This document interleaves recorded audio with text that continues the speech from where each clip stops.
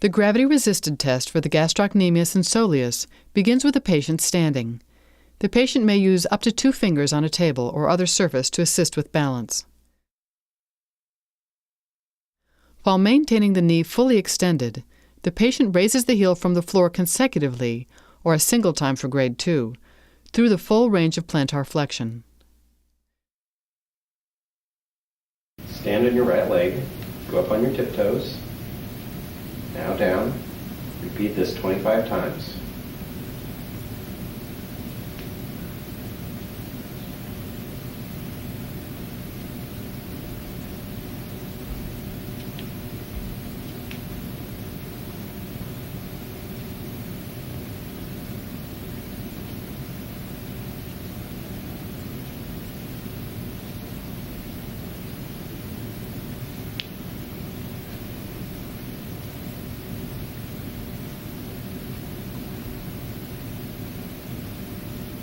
Okay, relax.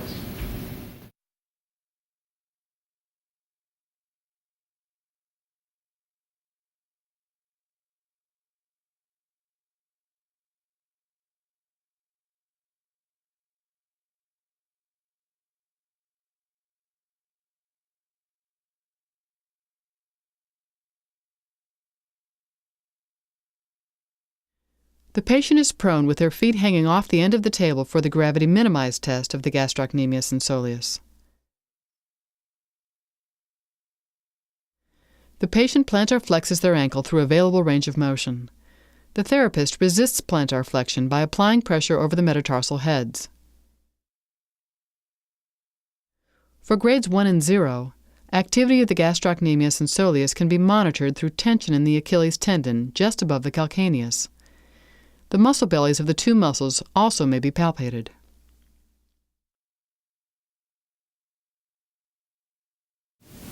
Point your toes down like a ballet dancer. Hold, don't let me push.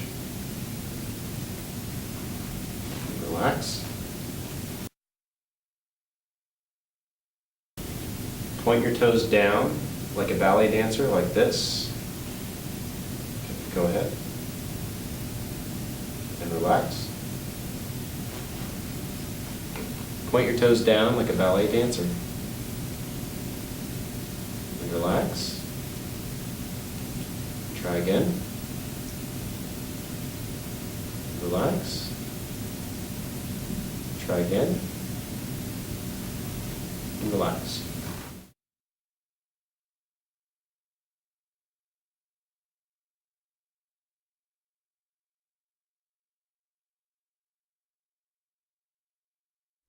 Flexing the knee during standing results in a 70% decrease in gastrocnemius activity.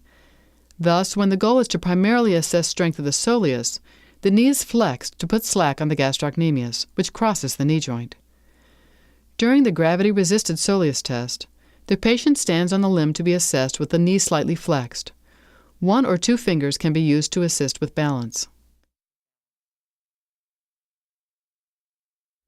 The patient raises the heel from the floor through the full range of plantar flexion while maintaining a flexed knee.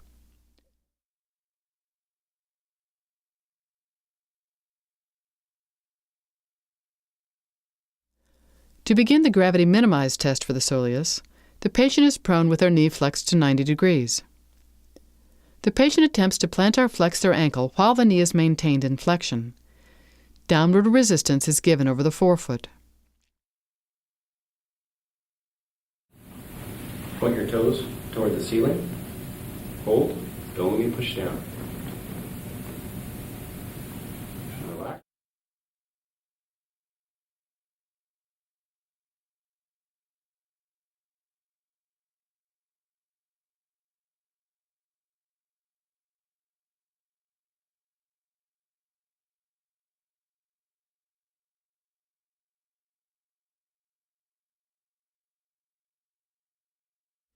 When compared to the plantar flexion posture achieved using the gastrocnemius and soleus, substitution by the flexor hallucis longus and flexor digitorum longus results in the forefoot plantar flexing, but incomplete movement of the calcaneus. Substitution by the peroneus longus and peroneus brevis pulls the foot into eversion. In contrast, Tibialis posterior substitution inverts the foot.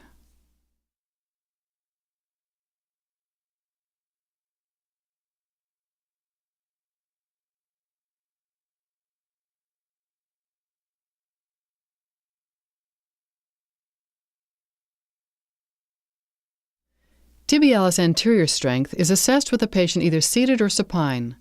The knee should be flexed to ensure that the gastrocnemius is on slack and does not limit dorsiflexion range. The patient dorsiflexes the ankle and inverts the foot, keeping the toes relaxed. Resistance is provided over the dorsal medial aspect of the foot. The tendon of the tibialis anterior can be palpated on the anterior and medial aspect of the ankle at about the level of the malleoli. The belly of the muscle is located just lateral to the shin.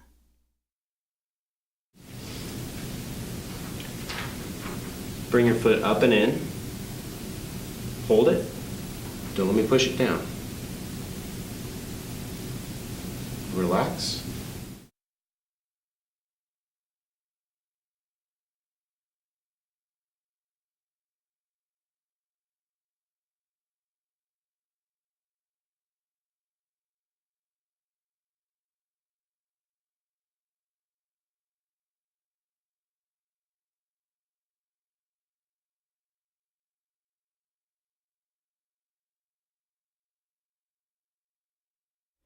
Use of the extensor hallucis longus and extensor digitorum longus to assist with foot dorsiflexion results in the toes extending.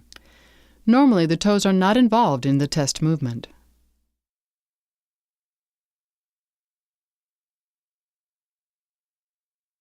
Tibialis posterior strength is assessed with the patient either seated or supine with the ankle in slight plantar flexion. The patient inverts the foot through the available range. Resistance is provided over the medial side of the foot at the level of the metatarsal heads. Resistance is directed toward eversion and slight dorsiflexion. The tendon of the tibialis posterior is palpated between the medial malleolus and the navicular bone, or above the malleolus.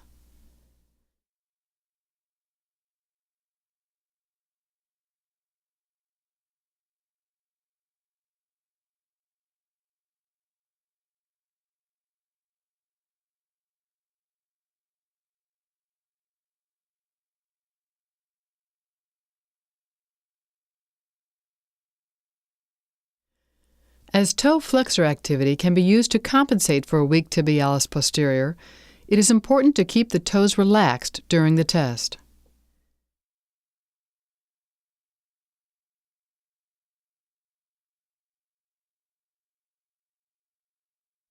Foot eversion is assessed either seated or supine with the ankle in neutral.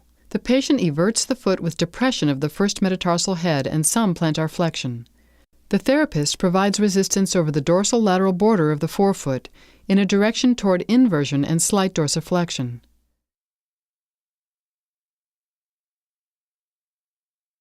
Peroneus longus can be palpated on the lateral leg, just below the head of the fibula.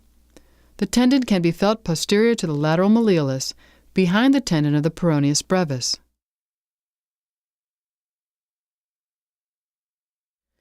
To isolate the peroneus longus, resistance is provided against the plantar surface of the head of the first metatarsal in a direction toward inversion and dorsiflexion. The belly of the peroneus brevis can be palpated laterally over the distal fibula. The tendon can be palpated as it traverses forward from behind the lateral malleolus, proximal to the base of the fifth metatarsal. Turn your foot down and out. Hold it. Don't let me push it in. And relax.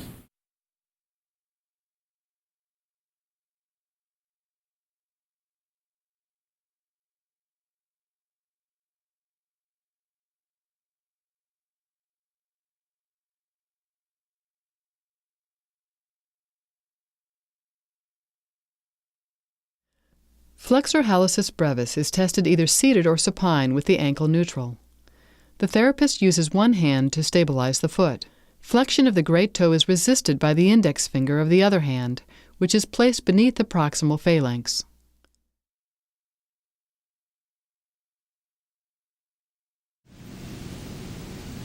Bend your big toe over my finger.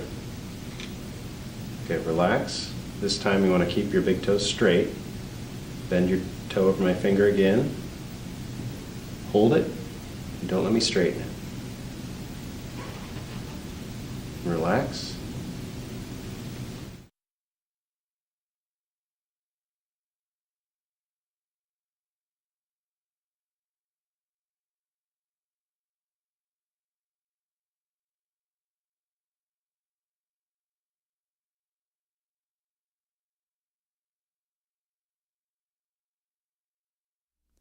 The metatarsophalangeal toe flexors are tested either seated or supine with the ankle neutral.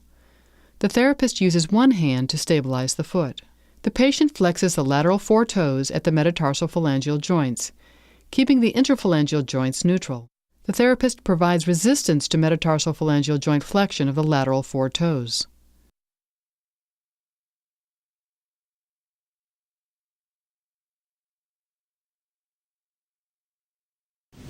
Bend your toes over my thumb. Hold. Don't let me straighten. And relax.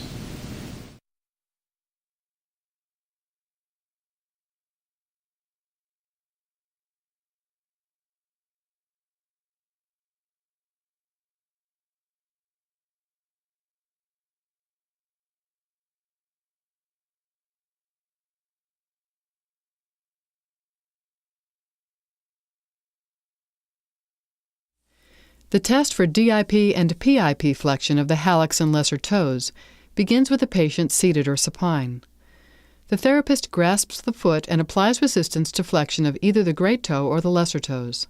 Resistance is applied under the middle phalanges for the IP test and the distal phalanges for the DIP test. Bend your toes down. Hold. Don't let me push up. Relax.